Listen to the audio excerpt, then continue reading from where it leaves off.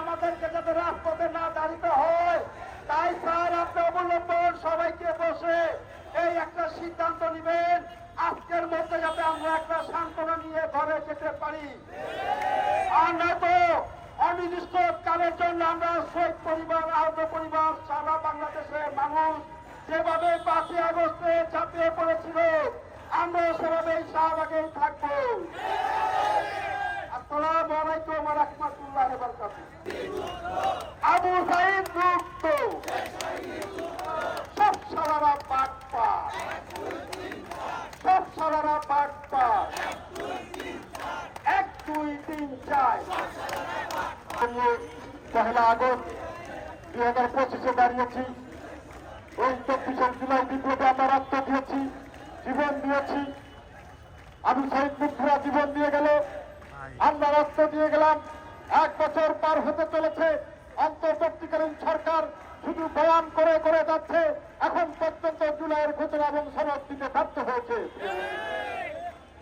ফ্যাসিবাদী স্বৈরাচার আবু সাঈদকে যেভাবে গুলি করে তার দেহকে হত্যা করেছে, আজ অন্তর্বর্তীকালীন সরকার সেই আবু সাঈদের চেতনাকে হত্যা করে যাচ্ছে। প্রিয় বন্ধুরা, কারণ জুলাইয়ের ঘোষণা, জুলাই সনদ না দেওয়া পর্যন্ত আবু সাঈদের চেতনায় বাংলাদেশের মাটিতে পুনর্জীবিত হবে না, হবে না। আমরা অন্তর্বর্তীকালীন সরকারকে আজকের এই শাহবাগের রাজপথ থেকে স্পষ্টভাবে বার্তা দিতে চাই, আপনারা কাদের ইশারায় বাংলাদেশ পরিচালনা করছেন? আপনারা তো জুলাই যুদ্ধ এবং শহীদের রক্তের বিনিময়ে এসেছে, তাহলে জুলাই যুদ্ধ এবং শহীদদের মূল্যায়ন করতে আপনাদের ভয় কিসে? অবিলম্বে আজকের মধ্যেই যদি জুলাইয়ের ঘোষণা এবং সনদ বাস্তবায়ন করতে আপনারা ব্যর্থতার পরিচয় দেন, আমরা ওই যমুনামুখে ঘেরাও করতে বাধ্য হব। ধন্যবাদ সবাই।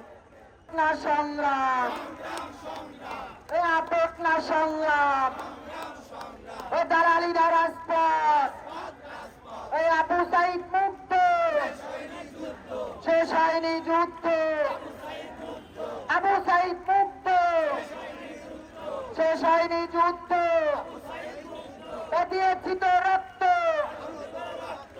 রক্তের বন্যায় এসে যাবে অন্যায়, রক্তের বন্যায়।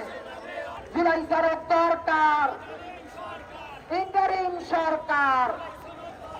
জুলাই সনদ দরকার, ইন্টারিম সরকার। জুলাই সনদ দরকার।